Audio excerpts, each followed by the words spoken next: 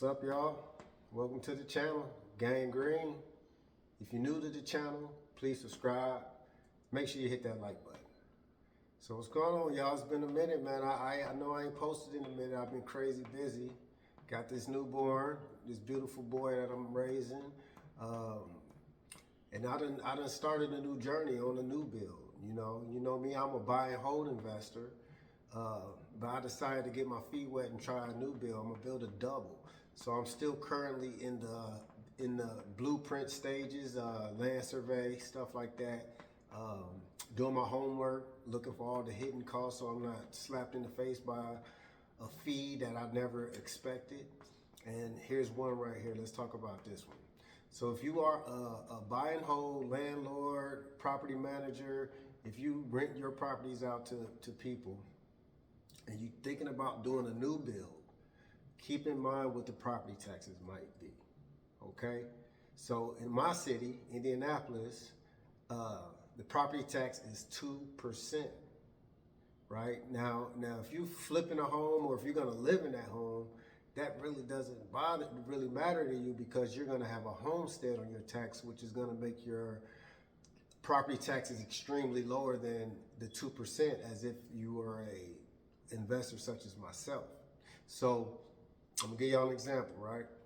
So let's say you build a house or a property and it costs about $300,000. Well, naturally, you're gonna want that property to appraise for as much more as possible.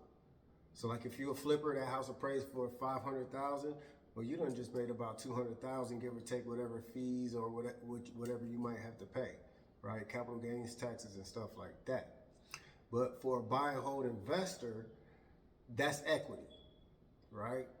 You paid $300,000 to build it. It's worth $500,000 now. So you got about $200,000 in equity, which is a good thing.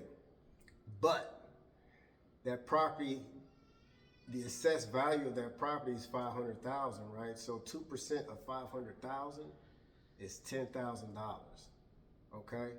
So think about that.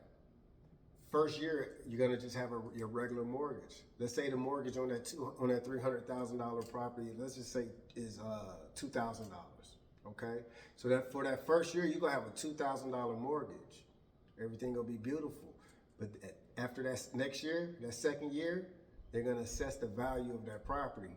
And usually a new build, they assess it higher than they do for a property that's existing and being rehabbed. I mean, because you have made the property nicer and more beautiful as far as the rehab, property taxes might go up a little bit. But for a new build, the city's gonna try to get the most out of that assessed value as possible. So back to the example, if your mortgage is $2,000 first year and second year your property is assessed for $500,000, you have to pay 2% of that, which is $10,000. So if you do the math, divide 10,000 by 12, because this is going to be part of your escrow. It's somewhere around $800 something a month, okay? So that 2,000 that turned into 2,800 real quick, okay? So you want to make sure you're getting enough out of both. I'm gonna say both units. You know, if you're doing a double or a multi-unit, you want to make sure you're getting enough out of both units that you can pay your mortgage. Ideally, you would like for one side to be able to cover the mortgage, but that don't always work out, especially not with a new build. You could get that might try to get that to work out with a rehab property, but a new build, yeah, you're probably gonna be a little bit off, you know. So that's the lesson for today. Comment below, let me know what you think, you know. If you are a landlord or if you flip properties, if you're a landlord, let me get your input on that. Until next time, Gang Green.